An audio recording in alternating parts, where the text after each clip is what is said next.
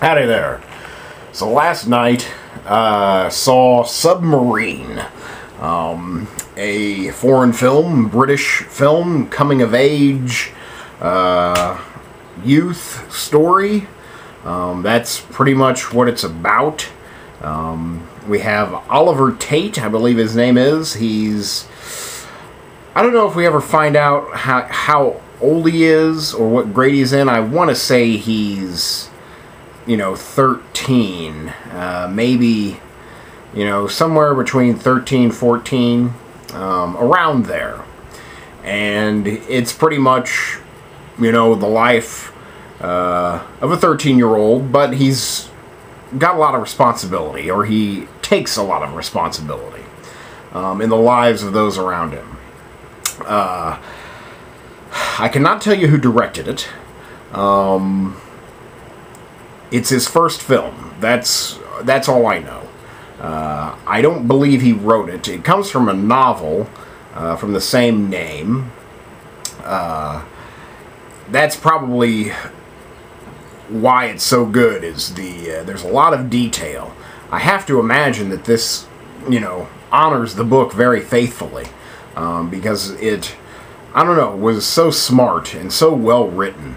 All the characters very fleshed out, made for an excellent viewing experience. If I haven't said it yet, I'm going to give it an 8.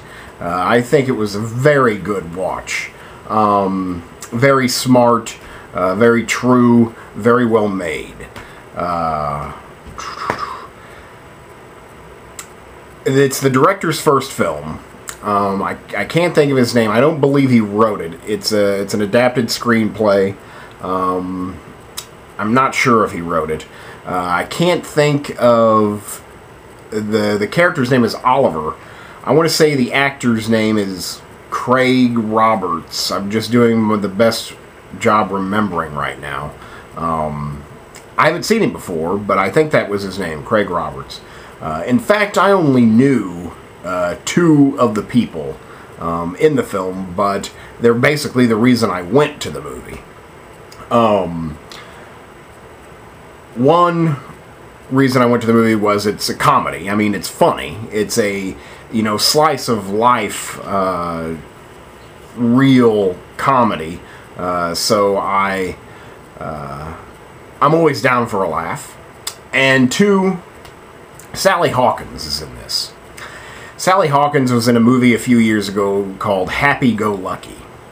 For lack of a better phrase, that movie changed my life. I felt different coming out of that movie. One, it initiated me into the world of Mike Leigh films.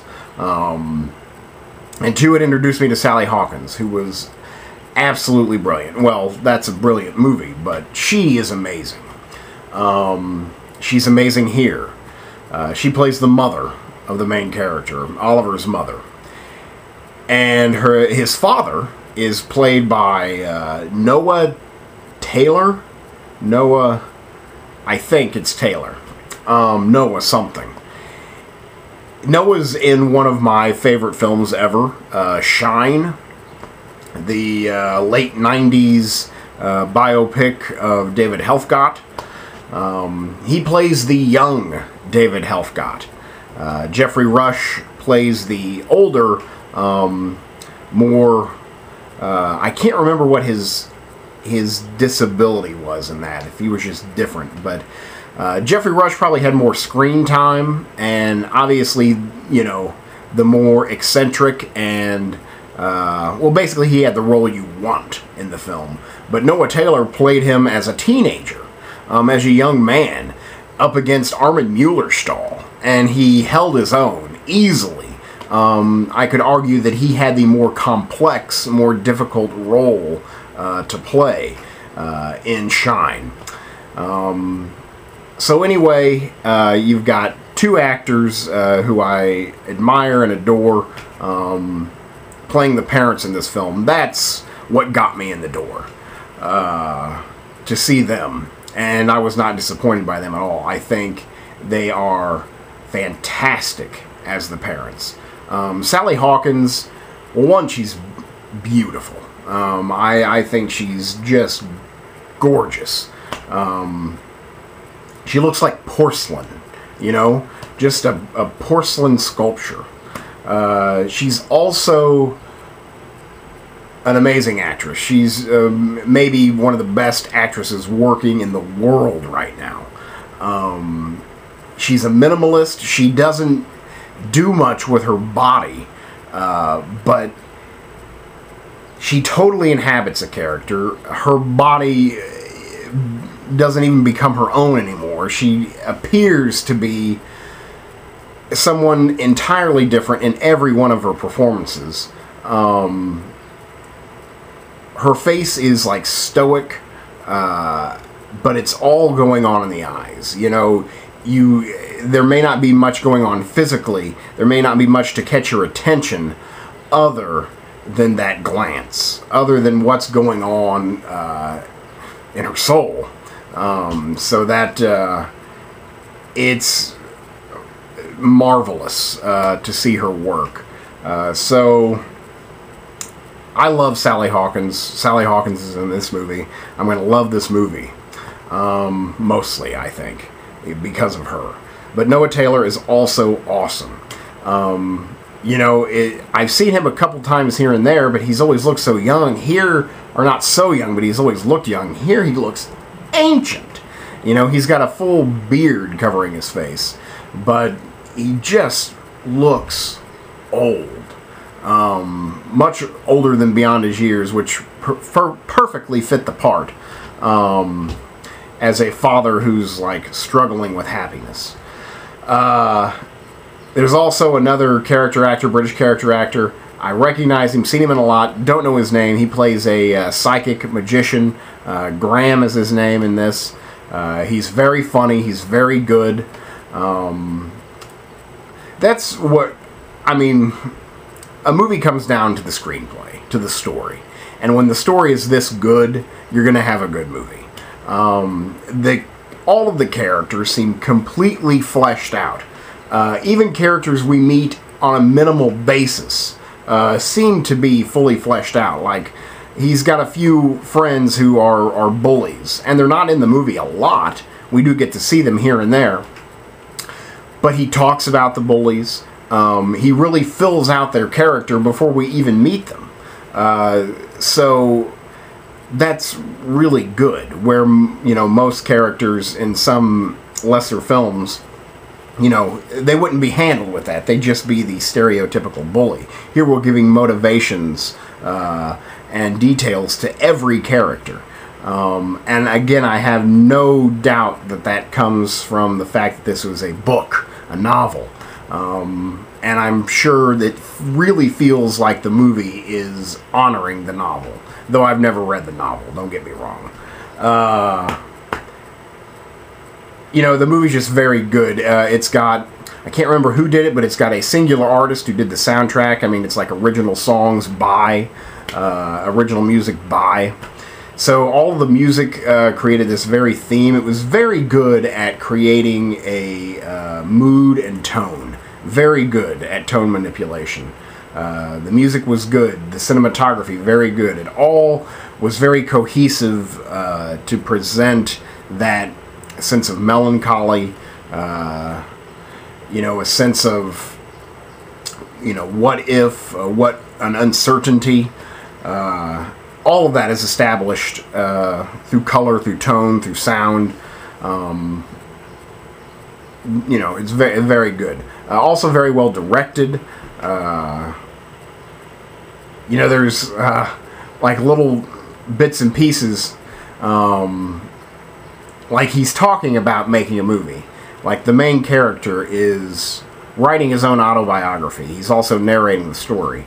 But he's also like taking responsibility for making the film that you're watching. So he talks about directing, like, in conversation and narration, and while that's going on, it is actually happening. You know, it's very clever. Again, that probably plays more to the writing, but it is well directed. You know, nothing fancy. Again, that's probably why I'm giving it an 8. I mean, this may be like a classic 7, but the performances and the fact that this is a debut film from a filmmaker, that it's already wise and shows expert control. So I think that's very impressive, and I think that even, bumps up my score at least 1 point. From a 7 to 8, the very fact that this is somebody's first film, this is someone's first effort, and to already be that good, I think that's worth something. I guess if I'm going to have to find a detraction, one reason I'm not giving it a higher score is style. There was the only review that I had heard about this movie beforehand was someone said that it was derivative of Wes Anderson. He watched way too much Wes Anderson. I can see where, yeah, okay, he probably did watch some Wes Anderson in preparing for this film, but I don't think it's derivative. I don't think he, took too much. But there is definitely that Wes Anderson feel. And that's what I think could have been minimized. That he did this, and it could be honoring the book again, I'm not sure. But he did, this prologue, and, part 1, and then part 1 has a title, and then part 2, and part 2 has a title. Part 3, epilogue, so on and so on, title cards. It's a gimmick, it's a stylish gimmick that I didn't think was totally necessary because the story was so good. You're into the story. You're there in the story. You don't need a title card. It maybe took me out of it just a little bit because the story's so strong and flowed so smoothly that, I don't know, I didn't need to know that this was part 2. I didn't need to know that this was part 3. The story was doing just fine on its own. Without the title cards and such, again, I didn't mind it that much. I'm just saying, not necessary. I laughed probably 20 seconds into the film, so that's a good thing. You're going to a comedy, you're laughing within the first 30 seconds, mission accomplished. It was very funny. It was very true, very wise, a lot more mature than most coming-of-age films are. It was really good. I'm trying. The soundtrack was good. The music was good. Looked good. Some of the landscapes, some of the set locations, just awesome. You get some really, I'm not sure if they were in London. No, they were in Wales. I'm sorry. In fact, that was one of the first things that made me laugh, was telling you where Wales was. So they're in Wales. So it's a Welsh film? Did I say British? I'm sorry. So they're in Wales. We get to see a lot of gritty cityscape shots, maybe some places that you wouldn't want to go, but yet look beautiful nonetheless. But there's a lot of set locations that,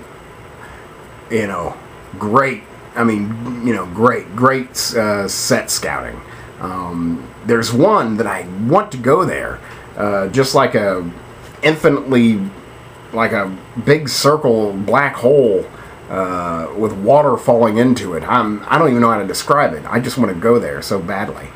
I'm almost out of time. I really enjoyed the film. I think it's a solid 8. An excellent debut from a new filmmaker. Sorry I can't remember his name. The beautiful and extraordinarily talented Sally Hawkins is in this. She is great. Noah Taylor, also great.